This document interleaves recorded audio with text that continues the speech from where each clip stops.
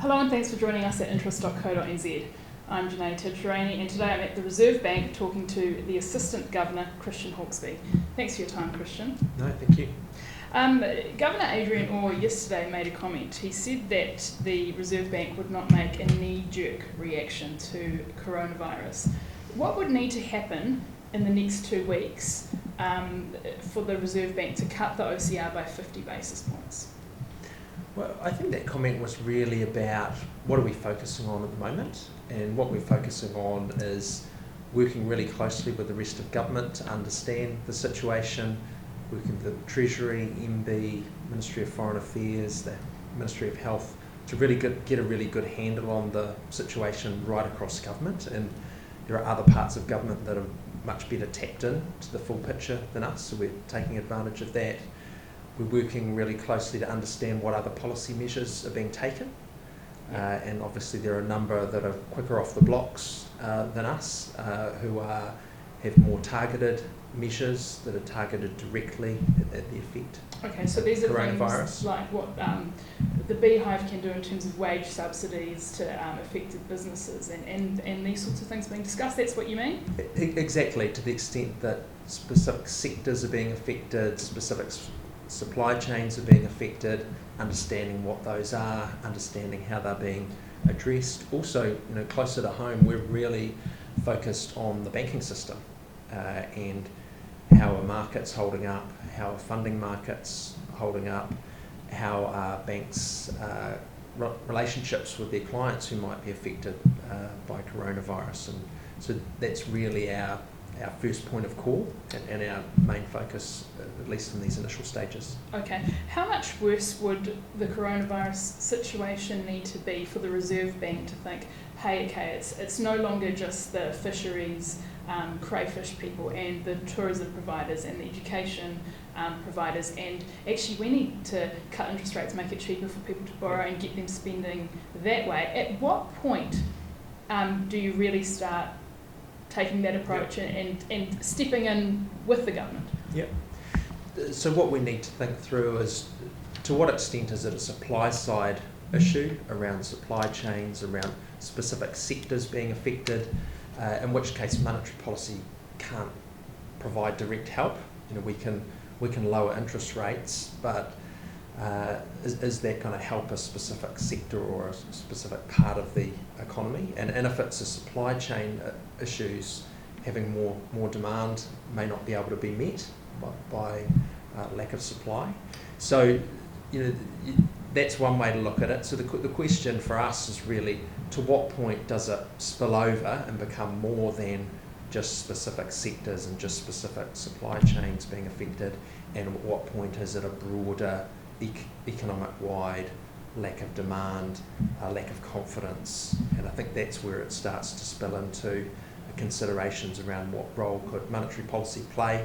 Do you feel a bit of pressure that if the government doesn't get its business continuity package up and running soon, as some businesses are crying out for? So that Grant Robertson has yet to detail that, but that's things just for people listening, like wage subsidies and so on. If he doesn't get that going quickly, do you guys feel the heat to then have to cut the OCR, even if that is not ideally, what would be the best response? We know that the government's working really hard on this. We can see the amount of coordination that's going on. We can see the amount of assessment.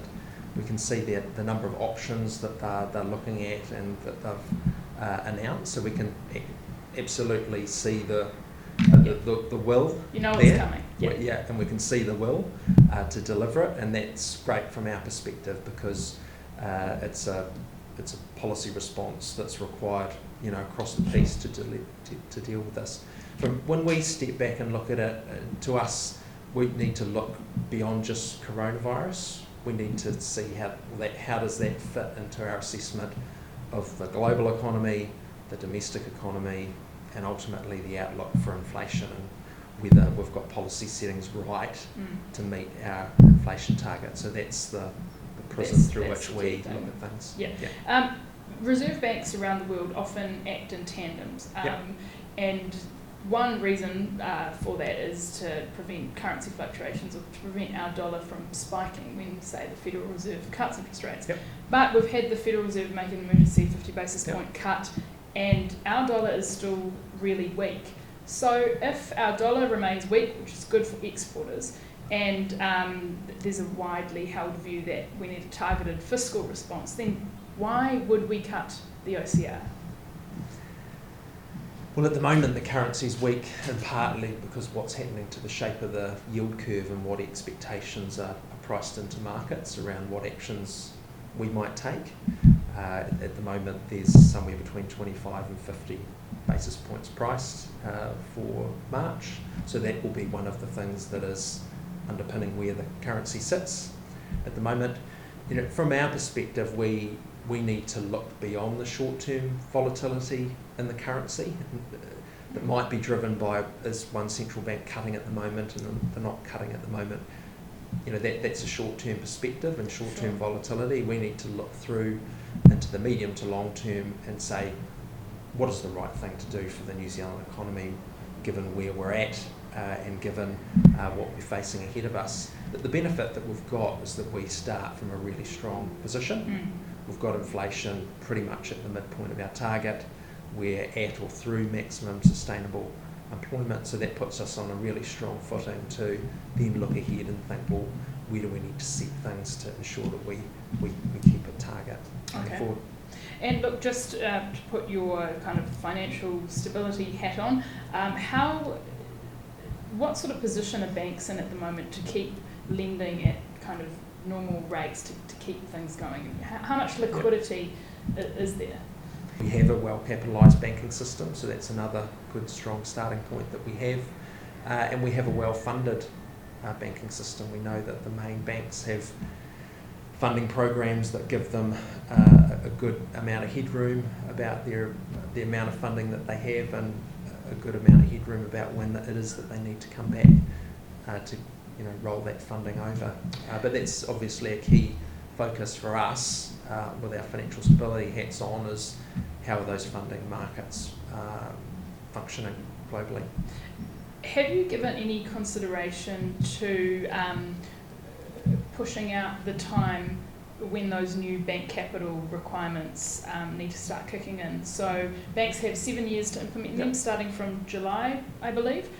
Would you consider lengthening that time period or do anything like that just to sort of take the pressure off them at the moment? I think that's it's a conversation for down the track. It's not something that we're focused on at the moment. Okay. Look, and now we'll just turn to the work that the Reserve Bank has been doing for some time, so it's not in response to coronavirus, on what happens when the OCR gets near zero. And we've heard that those inflation and employment targets remain in place, but there are a number of tools that could be employed. Just want to talk about those tools. You've said that your first preference is to consider tools that work the same way as the OCR does. Yep. Could you just run us through what those tools are and how they work in a similar way to the OCR? Yep. And so what we've done is we've looked at, currently the OCR is at 1%, that's where it's set at the moment, and so that gives us headroom to keep using the OCR as our conventional tool for monetary policy. But we're aware that 0% is not far away. So for the last couple of years we've been working on what are the unconventional options out there. There's a range of different options we have. One of them is taking the official cash rate as low as we can, including possibly negative. Others are really around affecting not just overnight interest rates, but longer term interest rates. And you do that mostly through asset purchases in specific markets, such as the government bond market, which will drive down longer term yields. So in some ways they act in the same way that we're still acting through interest rates, and we're still trying to affect the interest rates in wholesale markets and ultimately for businesses and households, because that's what's driving economic activity. The attraction of reducing the OCR as low as we can is that we have familiarity with the way that tool works and the way that transmits through into other interest rates, and to the extent that we have confidence that that would still be transmitting through to other wholesale, retail interest rates, it's a natural place to start. The other natural tool is what we call forward guidance. So for a very long time we've produced projections of where we think the official cash rate could be in the future.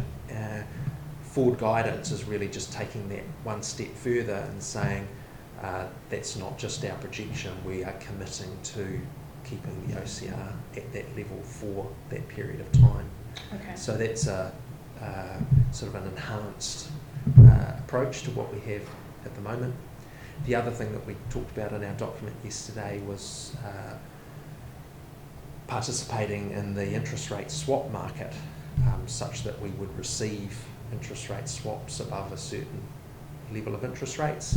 And again, that's just an enhanced form of forward guidance, because we'd be putting our money where our mouth is in terms of keeping the official cash rate for a long period over the length of that interest rate swap. Some of these measures, it seems like would require the Beehive's approval, or there'd need to be more working with it because the Crown's balance sheet will be used. So have you worked through how that would work? Like, would the Reserve Bank say, this is what we're doing, you need to sign this off, Grant Robertson, or would it say, this is what we'd like to do, can you please sign it off? You need to sign it off. How would that work? We are working on the governance arrangements between the Treasury, the Reserve Bank, the Minister of Finance, for if we ever needed unconventional tools. Yeah, so the background at a working level, working really closely together, doing all the background work, and that will culminate in eventually a governance arrangement so that everyone knows where they stand in terms of what they have scope to make decisions on, what they are required to ask for permission to do, what they're required to keep another party informed about. Christian Hawkesby, thank you so much for your time. Really appreciate it. And I'm Jenée Tibshraeny from interest.co.nz.